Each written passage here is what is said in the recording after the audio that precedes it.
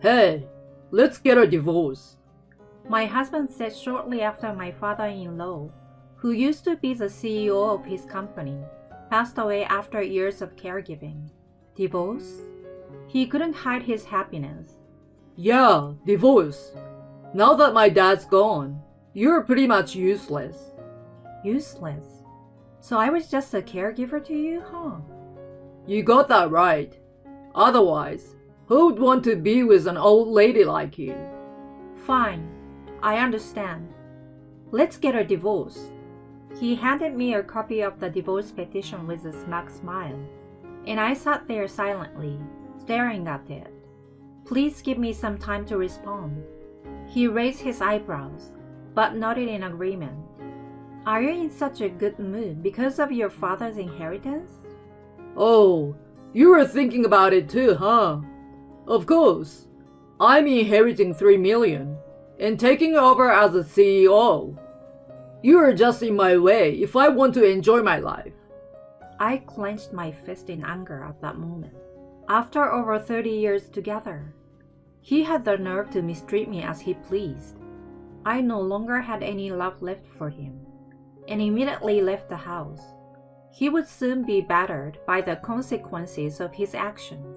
I'm Penny Macmillan, a 55-year-old housewife.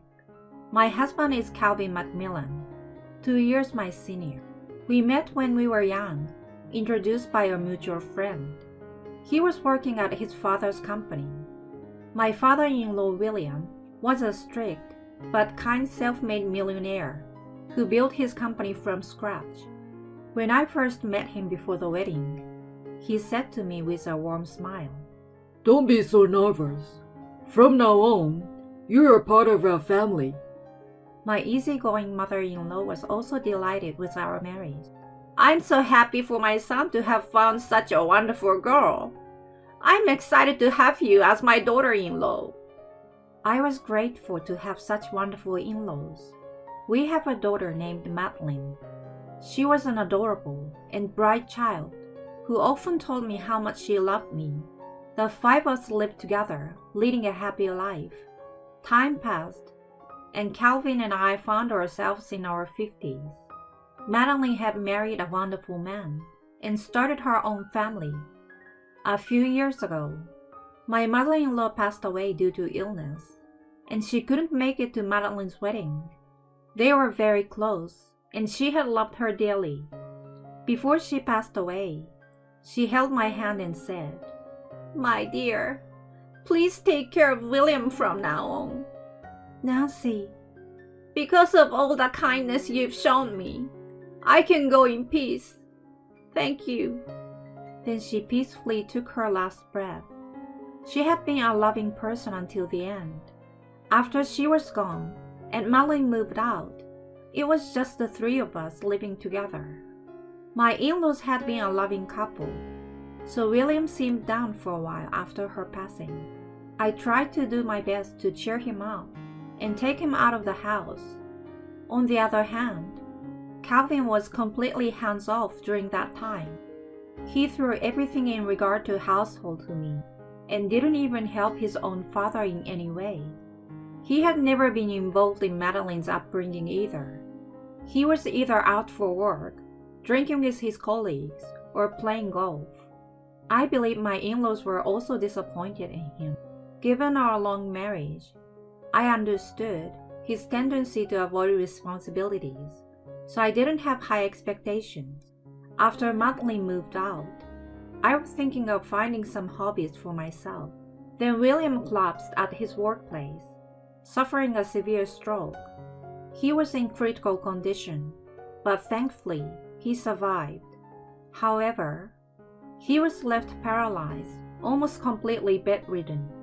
Calvin, honey, what are we going to do now? I asked him on the way back from visiting William at the hospital. What do you mean? Obviously, you will be taking care of him at home. What? But I don't have any knowledge about caregiving, and I don't feel confident. Then learn it quickly. You're going to take good care of him. I could only nod in response. I resolved to do it with all my heart.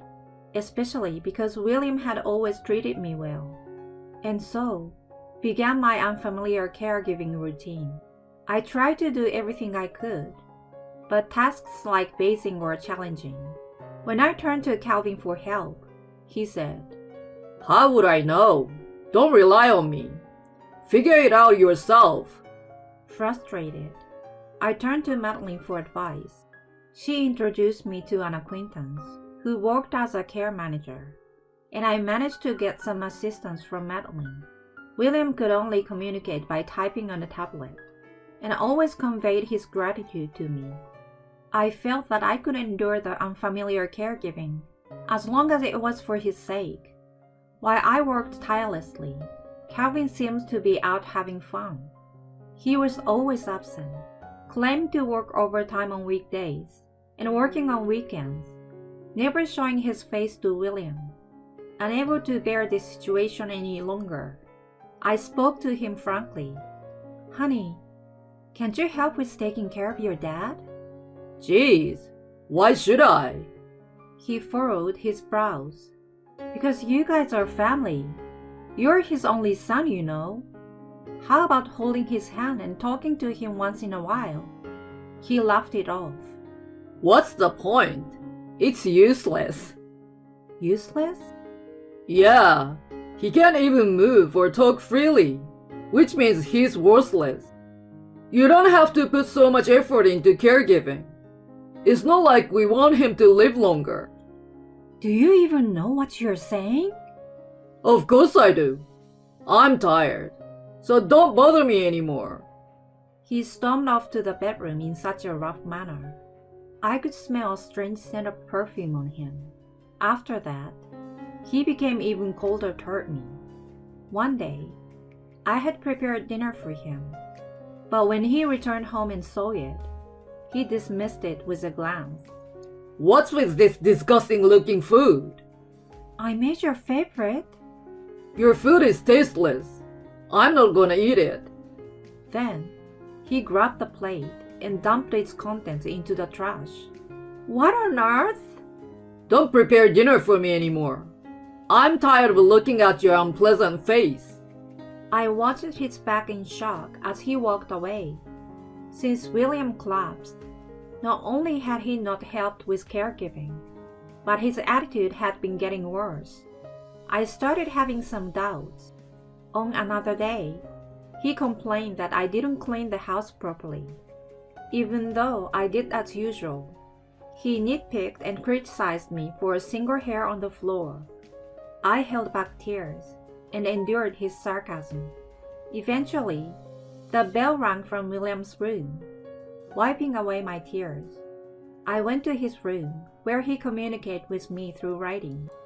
I'm so sorry for the way he's treating you. As I tried to reassure him, he took his time to communicate something to me. I was stunned by the contents, but agreed to help him.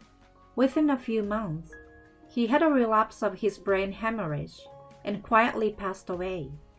I rushed to the hospital with Madeline, and we cried together. Even at that moment, Calvin didn't show up. After William's funeral, he called me to the living room.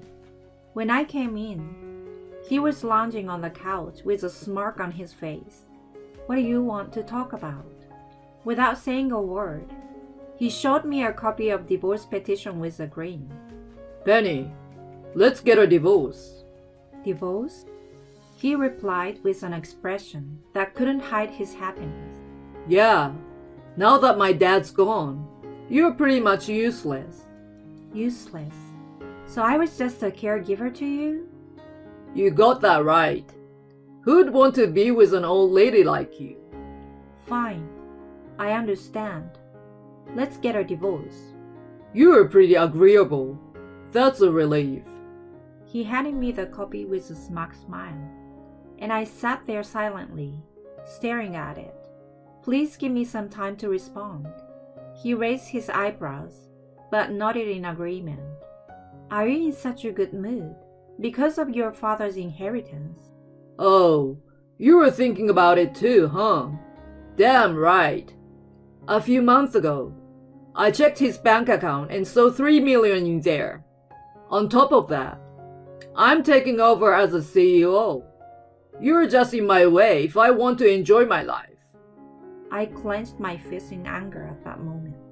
After over 30 years together, he had the nerve to mistreat me as he pleased. I no longer had any love left for him. I wanted to let my anger loose and speak out, but I held myself back and remained calm. Well, good for you. As for the property division, I will contact you through a lawyer.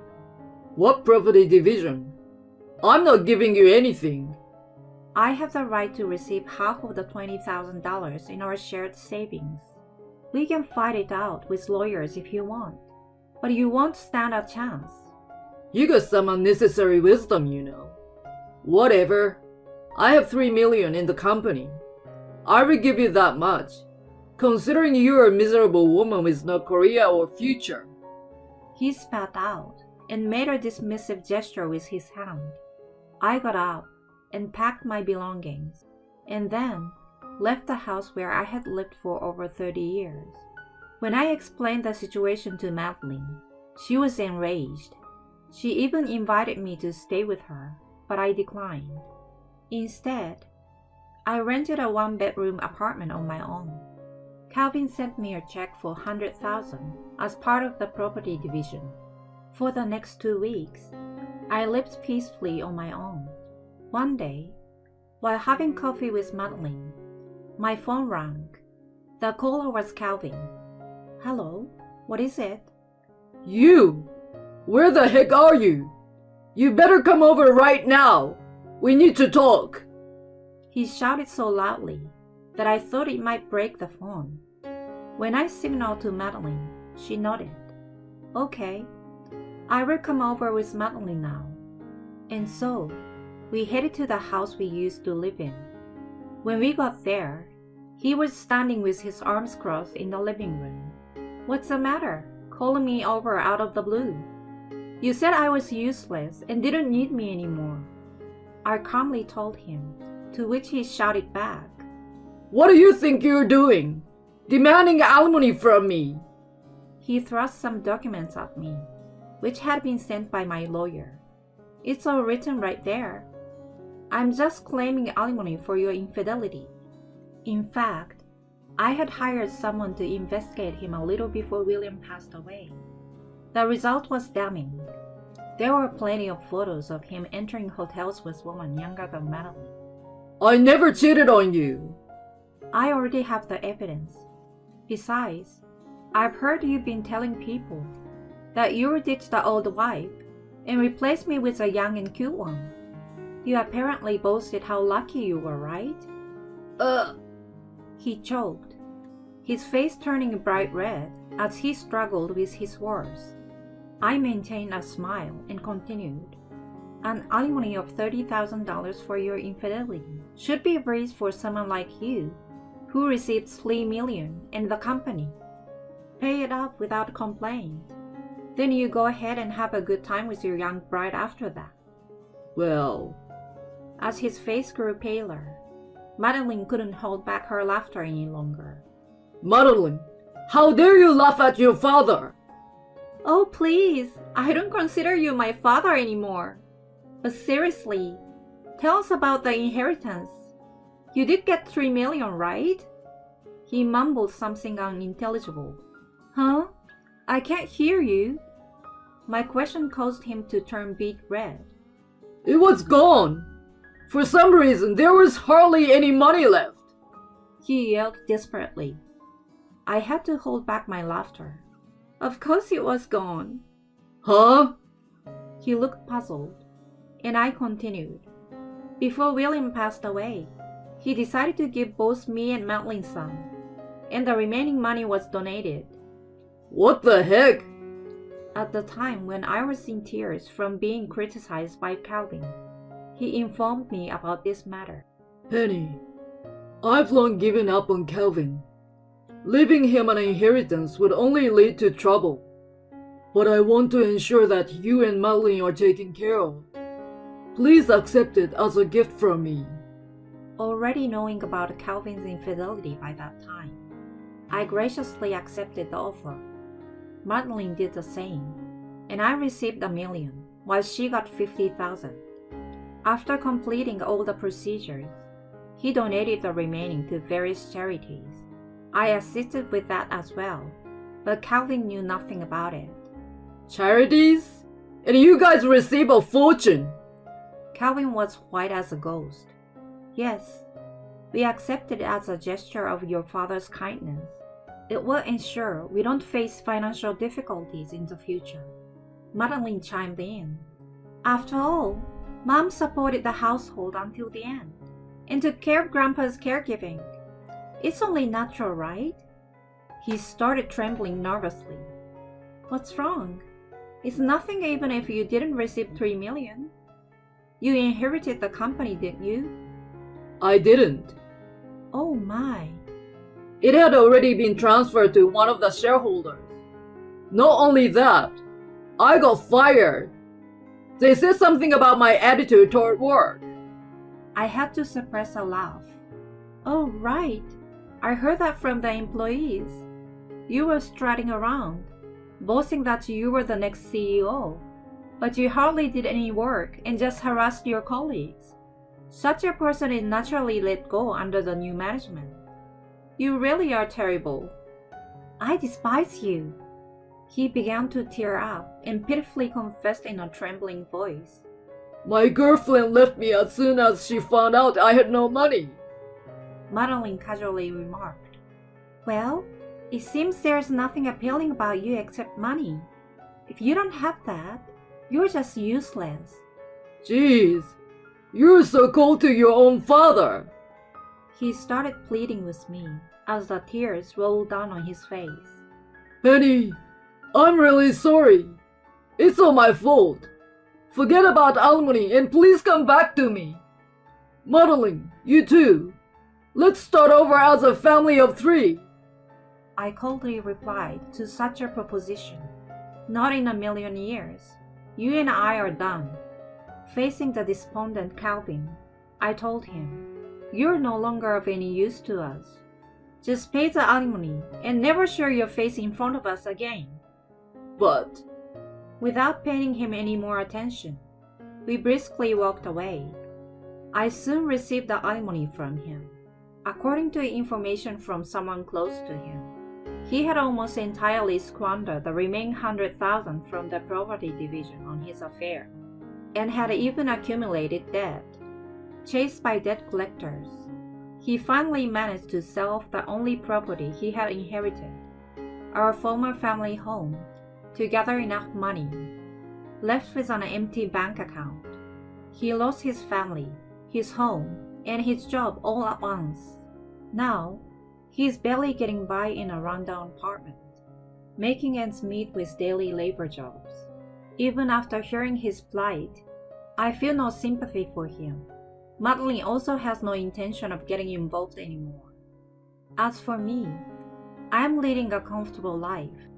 Recently, I received the joyous news of Madeline's pregnancy. She and her husband proposed building a new house to live together, and I decided to chip into the project. Currently, the construction is underway. I look forward to cherishing my grandchild and living happily ever after with them.